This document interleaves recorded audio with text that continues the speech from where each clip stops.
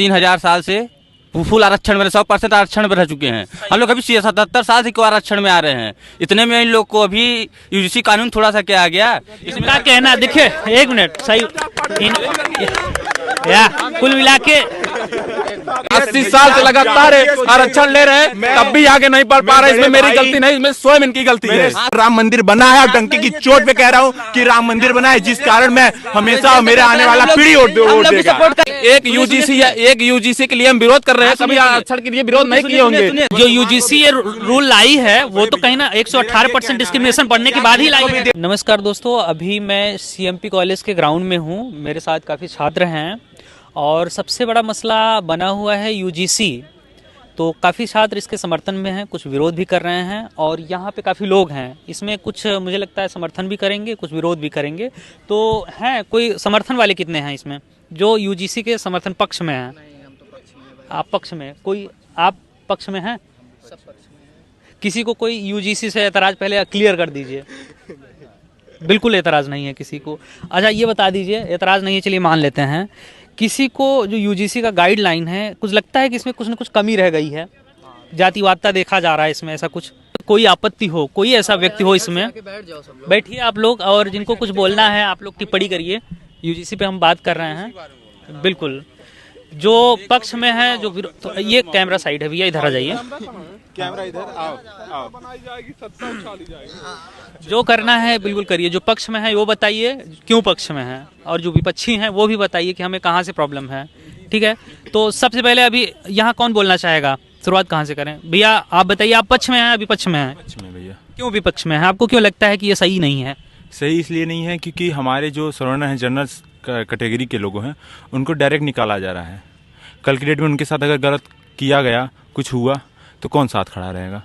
बिल्कुल आपका मैं मानता हूं कि आप सही कह रहे हैं, लेकिन आपने देखा होगा सोशल मीडिया पे जो सवर्ण के अलावा भी बाकी कैटेगरी हैं, SC ST OBC, उनका कहना है कि हमारे साथ तो बहुत गलत हुआ है, ऑलरेडी गलत हो रहा है, तो हमको कहीं ना कहीं लेवल मेंटेन करने के लिए थोड़ा सा तो देखना पड़ेगा। इससे मैं सहमत हूँ, पर सारे लोगों को प्रताड़ित नहीं किया जाता, कुछ लोगों को।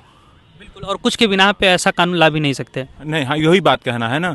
और अगर कोई प्रताड़ित किया जा रहा है तो उसको सजा दिया जाए, कि जो कर रहा है कि अगर मैं गलत हूँ तो मुझे सजा दिया जाए। अब नहीं गलत हूँ तब भी सजा दिया जा सकता है इस कानून के हिसाब से, क्योंकि अगर चेक हुआ, गलत नहीं हुआ, तब भी उसको कुछ दिक्कत है नहीं। इस कानून में सबसे बड़ी प्रॉब्लम आपको क्या लगती है कि यहाँ पे थोड़ा कुछ ऐड किया जाना चाहिए था जनरल को लेकर? ये ऐड करना चाहिए था कि अगर जांच किया जाए, सामने वाला गलत हो तो उसको सजा मिले, और ये कतई नहीं है इस नए नियम में। सबसे बड़ी दिक्कत थी इसमें, और कुछ दिक्कत नहीं है। ये थोड़ा सा अगर सुधार हो जाए कि हाँ ये कुछ नियमें हैं उसमें संशोधन किया जाए, बस, और कुछ नहीं है ऐसा कि इससे पूरे तरीके से हम लोग ये नहीं कह सकते कि इसके गलत है, ये गलत है, लेकिन इसमें कुछ सुधार चाहिए। अच्छा आपको ये भी पता होगा कि ऐसा पहली बात तो है नहीं कि कोई चीज़ है आके हमने शिकायत कर दिया कहीं भी, चाहे कॉलेज में हो चाहे जहाँ भी हो, कि मैंने आपकी शिकायत कर दी है तो आपको डायरेक्ट ही निलंबन हो जाए आपका। ऐसा नहीं, हर एक चीज़ की इन्वेस्टिगेशन होती है। दूसरी बात ये भी होता है कि देखिए, इस बात से मैं सहमत हूँ, कमेटी बैठेगी, ठीक, आप गलत लगा दिए आरोप कि मैं गलत हूँ, ठीक, आप झूठा लगाए हैं, अगर मैं जीत गया, विजय हो गया, लेकिन आपको सजा तो मिलनी चाहिए कि आप झूठा लगाए, मेरा फंसेगा, अगर मैं फंसा हूँ, विवाद में फंसाऊंगा, जाऊंगा कोर्ट जाऊंगा या कमेटी बैठेगा, मेरा टाइम बर्बाद होगा, समय का कुछ करके कोई बहुत सारी दिक्कतें होती हैं। अगर कोई आरोप लगता है तो व्यक्ति को बहुत चीज़ें झेलना पड़ता है, समाज झेलना पड़ता है, केस मुकदमा ये झेलना पड़ता है, तो सामने वाला कम से कम सोच के लगाए कि मैं गलत हूँ या सही हूँ। बिल्कुल, इनका कहना है कि बेवजह अगर मुझ पे कोई केस करता है तो हम तो एक्शन भी नहीं ले सकते, क्योंकि ये रूल कहता ही नहीं है कि आप इसके खिलाफ जाइए। तो आपका क्या कहना है, बताइए आपको क्यों लगता है?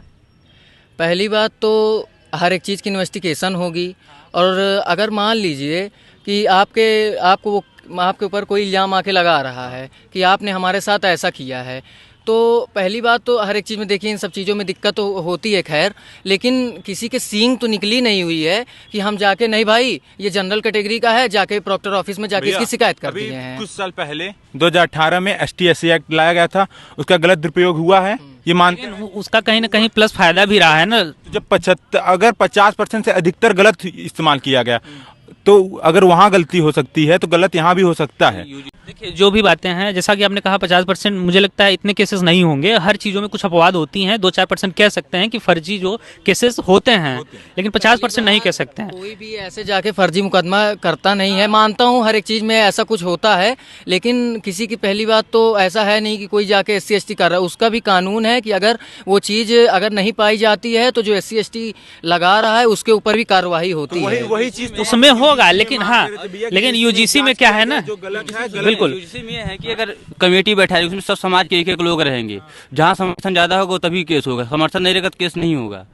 तो कुल मिला के कहीं ना कहीं यहाँ यह नियम ही नहीं है कि अगर सामने वाला गलत पाया जाता है, फर्जी केस करा है, तो उस पे ऊपर कार्रवाई ना हो, यही इसी में संशोधन चाहिए, इसी में जिसके जब कमेटी का बहुमत होगा तभी कार्रवाई होगी। गलत फंसाया है कमेटी यही देखते हुए मैं यही कहना चाहूँ, यही देखते हुए हमारे न्यायालय ने रोक लगाया है। जब कमेटी अगर कमेटी की बहुमत तो होगी ही ना, जब लगेगा कि भाई हाँ फर्जी वो है, तब तो डेफिनेटली होगा।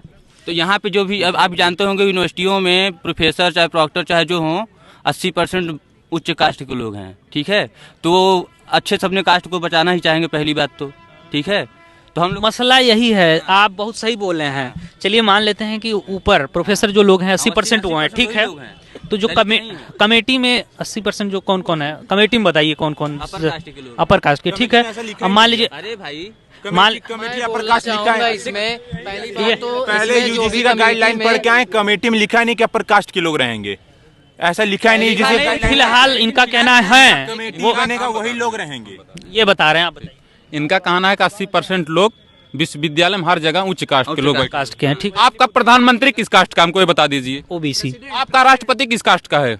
एसटी है सर। एसटी है ना, तो क्या बोल रहे हैं? अच्छा ये बताइए कितने सांसद हैं? जो सबसे ऊंचे होते पे बैठे हैं वो कैटेगरी की नहीं है। अब ये आप गलत कह रहे हैं, मैं बता रहा हूँ, ये खारिज कर रहा हूँ। आप बताइए, अगर आप लोग कह रहे हैं कि प्रधानमंत्री कौन सी कैटेगरी के हैं, राष्ट्रपति कौन कैटेगरी के हैं, वो केस लड़ने नहीं आएंगे। मेन तो मुद्दा यहाँ से उठेगा और यहीं पे दबेगा ना, जो भी डिसीजन लिया जाएगा यहीं लिया जाएगा। हूँ कि सबसे पहली बात तो न यहाँ पे कोई भी कि यूजीसी की जो कमेटी बैठाई जाएगी तो उसमें जो कहा जा रहा है कि पहली बात तो ना उसका कोई चुनाव होगा कि उसमें प्रत्याशी खड़े होंगे कि इसके लिए जो वो होगा, यहाँ का जो प्रिंसिपल है, चांसलर हैं, वही इसका जो है निर्णय करेंगे।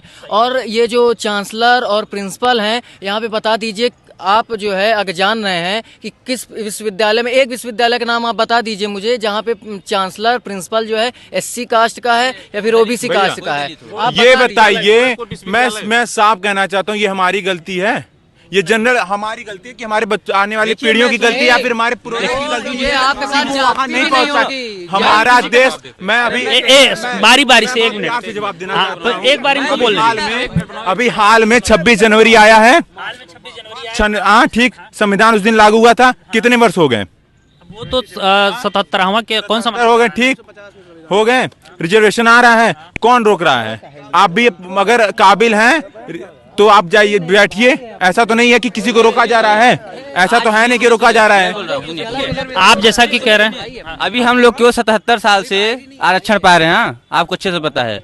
और आपको ये भी पता है कि जो उच्च कास्ट के लोग हैं वो लोग 3,000 साल से फुल आरक्षण में 100% आरक्षण में रह चुके हैं। हम लोग अभी 77 साल से क्यों आरक्षण में आ रहे हैं, इतने में इन लोग को अभी यूजीसी कानून थोड़ा सा क्या आ गया। इसका कहना देखिए, 1 मिनट सही,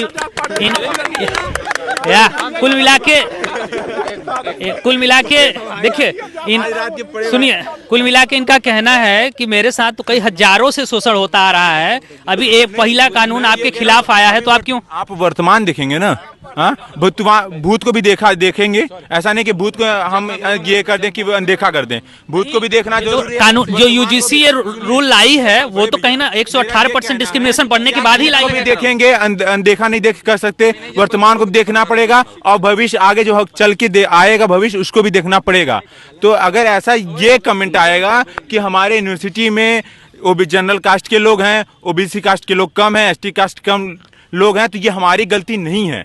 आपको अरे तो अधिकार सुनिए, मिल रहा है। गलती- संविधान, अरे तो सुनो, मैं कह रहा हूँ गलती संविधान नहीं है ना, गलती- संविधान में तो ऐसा संशोधन नहीं किया गया कि आपको मिनट। शिक्षण इनकी नहीं गलती नहीं है, लेकिन जो EWS पता नहीं कहाँ से उड़ के आ गया है वो हमारे। हाँ, ये भी बोल रहे हैं। प्रधानमंत्री जी हमारी सरकार लाई है। नहीं, वो तो हमारे मिला के देखिए, आप ओबीसी की बात नहीं है। पहले शांत रहिए। देखिए यहाँ OBC की यहाँ बात नहीं है। मसला ये है, भड़काऊ नहीं, मुद्दे की बात बोलो।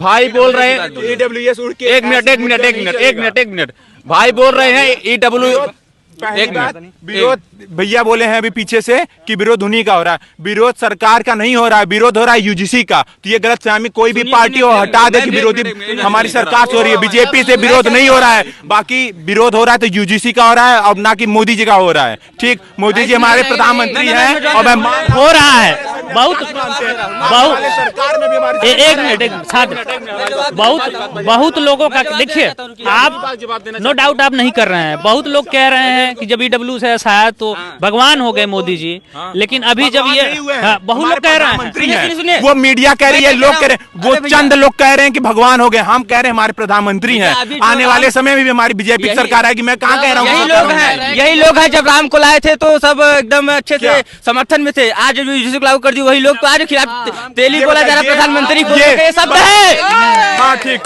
चिल्लाने से नहीं होता भैया। ये सुनिए, की बात होगी, तर्क की बात सुनिए, है। अगर घर में आप घर का ही ले लीजिए, एक पारिवारिक ले लीजिए, एक मैं एग्जांपल देना चाह रहा हूं कि घर में कुछ लोग अगर गलत करते हैं तो उनको समझाया जाता है, ना कि घर से निकाला जाता है। ऐसी यूजीसी एक्ट है, वो थोड़ा सा गलत हुआ है, उसको संशोधन के लिए। ये नहीं है कि राम मंदिर बनना गलत है, राम मंदिर बना है। और डंकी की चोट पे कह रहा हूँ कि राम मंदिर बना है, जिस कारण मैं हमेशा मेरे आने वाला पीढ़ी वोट देगा। सपोर्ट करें इसको। बाकी मैं आपसे एक कहना चाहता हूँ, राम मंदिर लाए हैं, राम मंदिर के नाम पे जय श्री राम। हम लोग भी राम मंदिर सपोर्ट किए तब बना है। सही बात, सबका सपोर्ट है। हम भी हिंदू हैं तो सपोर्ट किए तब बना। आप बताइए साहब, हम एक बार आगे बिल्कुल ये बता देखिए, हाँ इनसे हम बात करेंगे। ये बताइए, अरे आप बताइए, आप बात की जवाब दे रहे हैं। एक मिनट मेरी बात पहले सुनिए। भाई साहब ने बोला EWS पता नहीं कहाँ से उड़ के आ गया।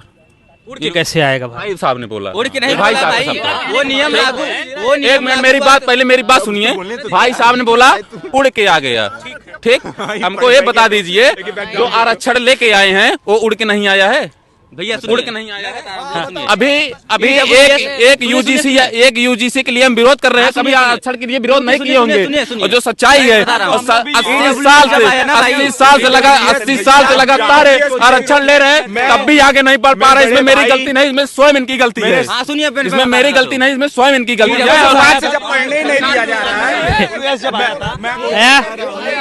देखिए ये एक मिनट पहले शांत रहिए। देखिए बारी बारी से आप बोलिए, बारी बारी से बोलिएगा तो साफ साफ कैमरे में भी जाएगा, नहीं बातें यहीं तक रह जाएंगी, मैं कट कर दूंगा। सिंपल सी बात है जो है।